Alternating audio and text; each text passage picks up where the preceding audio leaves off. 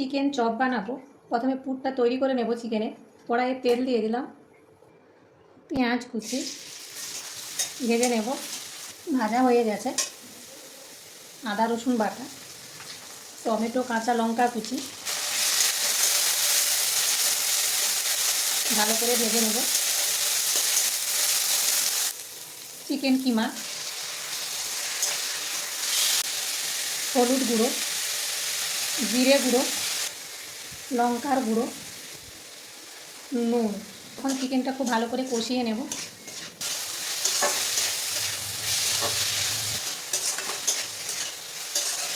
ফ্লেমটা লোতে রেখে 5 মিনিটের জন্য ঢেকে দেব।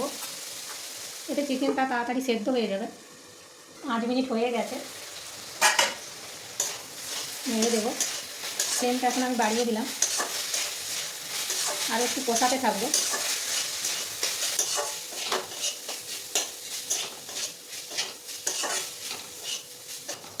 চিকেনটা কষানো হয়ে গেছে। এখন সেদ্ধ করা মিডিয়াম সাইজের 4টে আলু দিয়ে দেবো।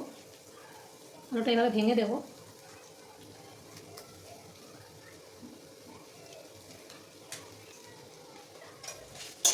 চিকেনের সাথে মিশাতে থাকবো।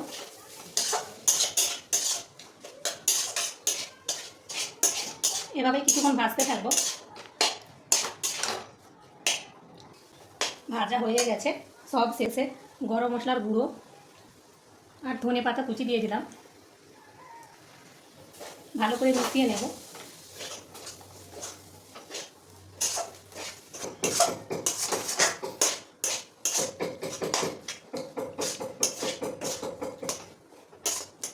চপের পুর তৈরি হয়ে গেছে। এখন ফ্লেমটা অফ করে দেব।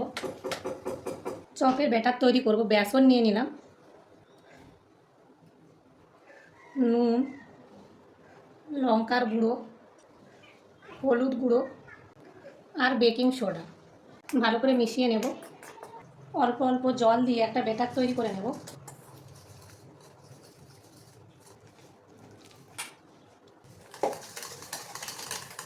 ব্যাটার তৈরি হয়ে গেছে।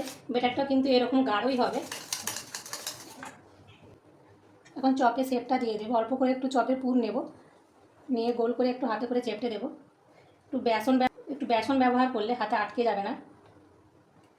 হয়ে গেছে। এভাবেই আমি সবগুলো তৈরি করে নেব।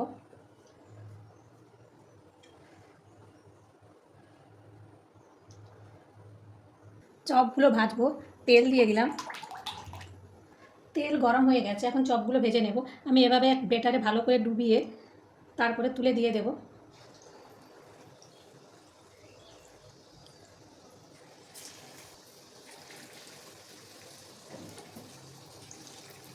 একদিকটা হয়ে গেছে, এখন উল্টে দেব।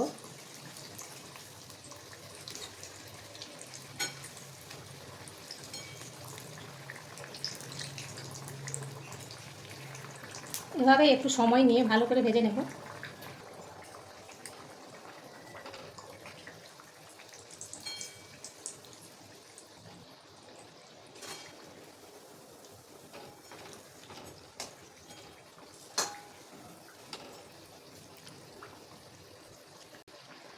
ভাজা হয়ে গেছে, তুলে নেব। একইভাবে বাকিগুলোও ভেজে নেব। সব ভাজা হয়ে গেছে।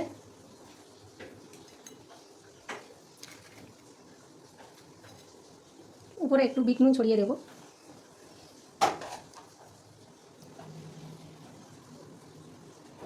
Chop ready.